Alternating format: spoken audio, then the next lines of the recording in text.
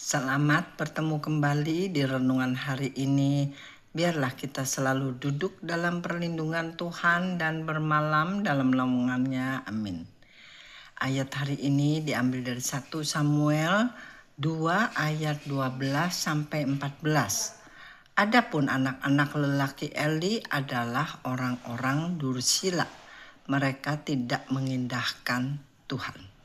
Ataupun batas hak para imam terhadap bangsa itu, setiap kali seseorang mempersembahkan korban sembelihan, sementara daging itu dimasak, datanglah bujang imam membawa garpu bergigi 3 di tangannya, dan dicucukkannya dalam bejana, atau ke dalam kuali, atau ke dalam belanga, atau ke dalam periuk. Segala yang ditarik dengan garpu itu ke atas diambil imam itu untuk dirinya sendiri. Demikianlah mereka memperlakukan semua orang Israel yang datang ke sana ke Silo. Saudara, anak-anak Imam Eli tidak menghormati dan tidak mengindahkan korban-korban persembahan untuk Tuhan. Mereka mengambil daging korban bakaran selagi dimasak untuk dimakan dahulu oleh mereka sendiri. Dan lemaknya pun yang harusnya dipisahkan untuk Tuhan diambil mereka dahulu. Mereka juga berbuat tidak senonoh kepada perempuan-perempuan seperti disebut dalam ayat 22. Dalam 1 Samuel 2 ayat 22, Eli telah menjadi tua. Apabila didengarnya segala sesuatu yang dilakukan anak-anaknya terhadap semua orang Israel, dan bahwa mereka itu tidur dengan perempuan-perempuan yang melayani di depan pintu kemah pertemuan. Saudara, dan Nabi Eli sebagai bapak mereka menegur dengan halus, seperti tertulis di 1 Samuel 2 ayat 23 sampai 25. Berkatalah ia kepada mereka, "Mengapa kamu melakukan hal-hal yang begitu sehingga ku dengar dari segenap bangsa ini tentang perbuatan-perbuatanmu yang jahat itu? Janganlah begitu, anak-anakku. Bukan kabar baik yang ku dengar itu bahwa kamu menyebabkan umat Tuhan melakukan pelanggaran. Jika seseorang berdosa terhadap seorang yang lain, maka Allah yang akan mengadili. Tetapi jika seseorang berdosa terhadap Tuhan, siapakah yang menjadi perantara baginya? Tetapi tidaklah didengarkan mereka perkataan ayahnya itu, sebab Tuhan hendak mematikan mereka."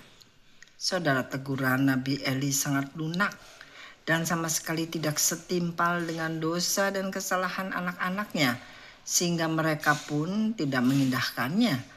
Akibat perlakuan lunak itu membuat Tuhan yang turun tangan sendiri. Tertulis di ayat 11 ini, 1 Samuel 4 ayat 11, "Lagi pula tabut Allah dirampas, dan kedua anak Eli, Hofni dan Pinehas tewas." Dan bagaimanakah nasib Nabi Eli, saudara-saudara? Tertulis di 1 Samuel 4 ayat 17 sampai 18. Jawab pembawa kabar itu, "Orang Israel melarikan diri dari hadapan orang Filistin. Kekalahan yang besar telah diderita oleh rakyat. Lagi pula kedua anakmu Hofni dan Pinehas telah tewas, dan tabut Allah sudah dirampas." Ketika disebutnya tabut Allah itu, jatuhlah Eli telentang dari kursi itu di sebelah pintu gerbang, batang lehernya patah, dan ia mati. Sebab telah tua dan gemuk orangnya. 40 tahun lamanya ia memerintah sebagai hakim atas orang Israel. Saudara-saudara, akibat Nabi Eli yang spoil atau memanjakan anak-anaknya sehingga tidak ada hukuman berat yang dijatuhkan, maka Tuhan sendiri yang turun tangan.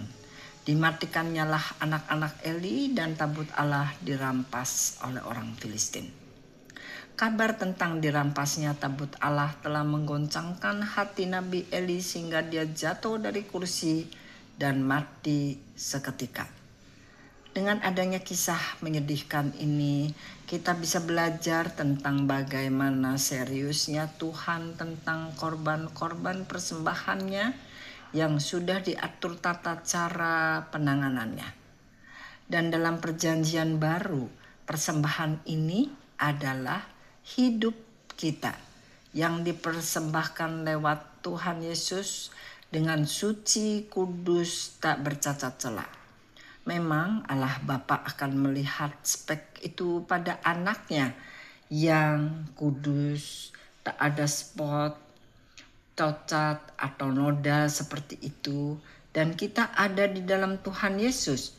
Tetapi kita mengetahui bahwa seperti itulah batasan yang sudah ditentukan oleh Allah dan betapa Tuhan Yesus Kristus sudah menderita dan mati untuk mengangkat atau mengkatrol kita menjadi suci tak bercacat celah. Terima kasih Tuhan. Sekian renungan hari ini, sampai bertemu kembali di lain kesempatan.